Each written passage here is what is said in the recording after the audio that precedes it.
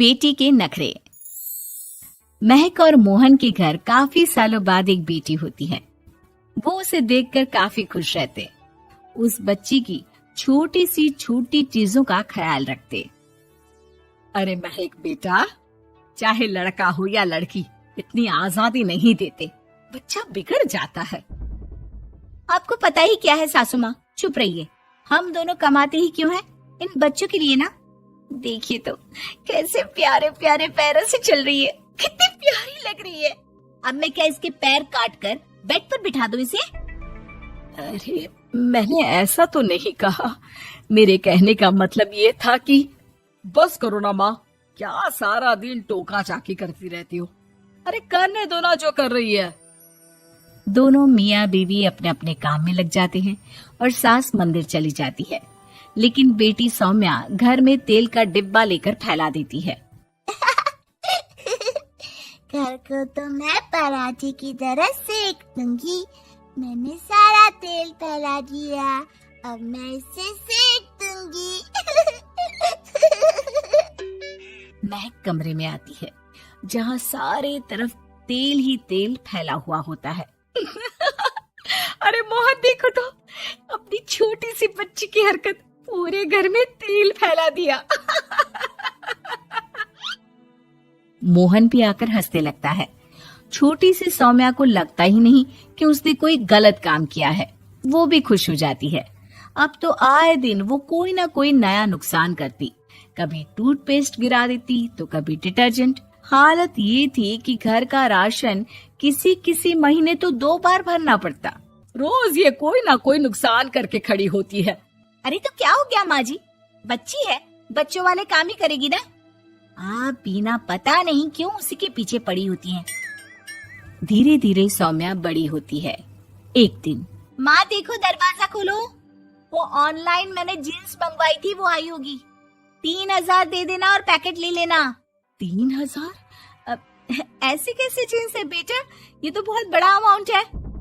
माँ फालतू बात थोड़ा कम ही किया करो और जल्दी जाओ, वरना समझ लो खाना नहीं खाऊंगी मैं आज सारा दिन। सास वहीं खड़ी सब देख रही थी, लेकिन अब तो उन्होंने भी बोलना छोड़ दिया था। अब तो आए दिन सौम्या के खर्चे बढ़ते ही जा रहे थे। कभी महंगी ड्रेस तो कभी दोस्तों के साथ पार्टी। पैसे दे दो तो ठीक, ना दो तो घर में कलेश। ये सब तुम्हारे ही कारण हुआ है। देख रही हो कैसी हरकतें हो रही है इसकी। रात के 8 बज गए हैं लेकिन महारानी जी घर पर है ही नहीं। तभी सौम्या पड़ोस के लड़के के साथ वहाँ आती है। ओके बाय रोहन, कल फिर मिलेंगे, लव यू। ये क्या हरकत है सौम्या, आज तो तुमने हद ही पार कर दी। पापा कब से परेशान है। और ये लड़का कौन है? तभी पास खड़ी सास बोलती है, देखो महक, आज तक मैंने कहा नहीं था लेकिन मैं आज कहूंगी, क्योंकि ये मेरे घर का मामला है। मैं नहीं चाहती कि मेरे बेटे का खानदान खराब हो या फिर कोई हम लोगों के घर के लिए बात करे। जाओ इसे ऊपर कमरे में छोड़ाओ, इससे कल बात करेंगे। मॉम देखो ना दादी क्या बोल रही है, चुप कराओ ना इनको, जैसे हमेशा करा देती हो। महक को अपनी गलती का एहसास हो रहा था। वो चुपचाप खड़ी होती है।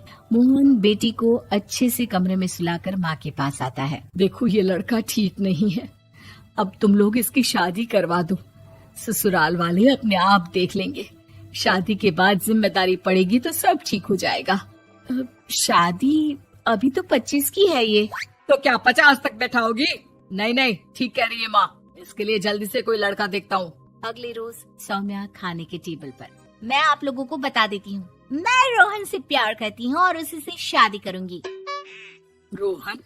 वही ना सक्सेना का लड़का, वो सक्सेना जो पिछले महीने ही जेल से छूट कर आया है। वो जेल नहीं, काम के सिलसिले में अमेरिका गए थे। अच्छा, सक्सेना अमेरिका गया था तो क्या पैसा वैसा कमा कर नहीं आया? ये देख रही है ब्लाउज, उसकी बीवी ने सिला था मेरा। पैसे की कमी का रोना रो रही थी, पति को कोस रही थी कि जुआ खेलते पुलिस ने पकड़ा और लगी लगाई नौकरी भी छूट गई। दादी कुछ भी मत बोलो, दादी को चुप कराओ ना।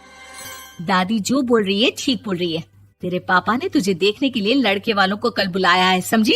अगली रोज लड़के वाले सौम्या को देखने आते हैं और उसकी शादी मयंक से हो जाती है। शादी के बाद सौम्या मायके आती है। वाह माँ, कितनी अच्छी शादी कराई है आप लोगों ने मेरी।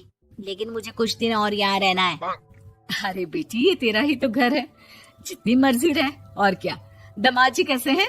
अरे वो मयंक नहीं आया, कल शादी, आज तो अकेले, सब ठीक तो है ना? महक एक बार फिर सास पर चढ़ बैठती है। अब बस करिए ना माँ जी, अब तो ज्यादा ही हो रहा है। माना आपकी कुछ बातें मैंने नहीं मानी, लेकिन अब ये मेरी बेटी मायके आई है तो क्या उसका मतलब यही कि वो लड़कर आई है? हाँ पीना। सौम्या दादी की तरफ देखकर मुस्कुरा देती है, जैसे उन्हें चिढ़ा रही हो। दादी, मैं लड़कर नहीं बल्कि ये बता कर आई हूँ कि मुझे कुछ दिनों के लिए यहीं रहना है, माँ के पास। मेरा मन धीरे धीरे ही तो ससुराल में लगेगा। अब अगर आप बोलती है तो चली जाती हूँ मैं। अरे नहीं नहीं बेटी, ये मतलब नहीं था तेरे दादी के बोलने का। सौम्या कमरे में चली जाती है और अगले ही पल जींस टॉप पहनकर बाहर आती है। माँ, मैं ना अपनी सहेली के घर जा रही हूँ, आने में देर हो जाएगी, खाना मैं वहीं खा लूंगी। सौम्या सहेली के घर चली जाती है। अरे सौम्या ससुराल से आई है, कहीं दिखाई नहीं दे रही। वो सहेली के घर गई है, काफी दिनों बाद बच्ची का मन कर गया होगा। महक, रहने दे अब, इतना हल्के में ना ले।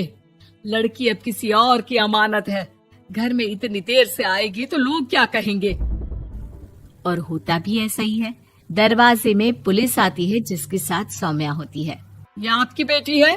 जी जी, लेकिन क्या हो गया? पापा, मैं और रीना घूम रहे थे तो रोहन वहाँ आ गया। उसने मेरे गहने खींचने की कोशिश की, जब मैंने नहीं दिया तो मुझे धक्का मारकर मेरे गहने ले लिए। पापा, मुझे माफ कर दो, मुझे ना मयंक के पास जाना है। आप उसे फोन कर दो, वो मुझे ले जाएगा। दादी, आप ठीक कहती थी, वो अच्छा लड़का नहीं है। कोई बात नहीं बेटा, मयंक का फोन आया था, उसे तेरी याद आ रही थी, लेकिन वो तुझे भी अपनी जिंदगी जीने से नहीं रोकना चाहता था। मैं उसे बोल दूंगी कि वो कल तुझे लेने आ जाए। अगले दिन, चलो सौम्या, मैंने आज रात की फिल्म की टिकट और 5 स्टार होटल में खाने के लिए टेबल बुक कर दी है। फिर क्या, सौम्या खुशी खुशी अपने ससुराल चली जाती है और महक को बड़ों के सीख की कीमत का पता चल जाता है।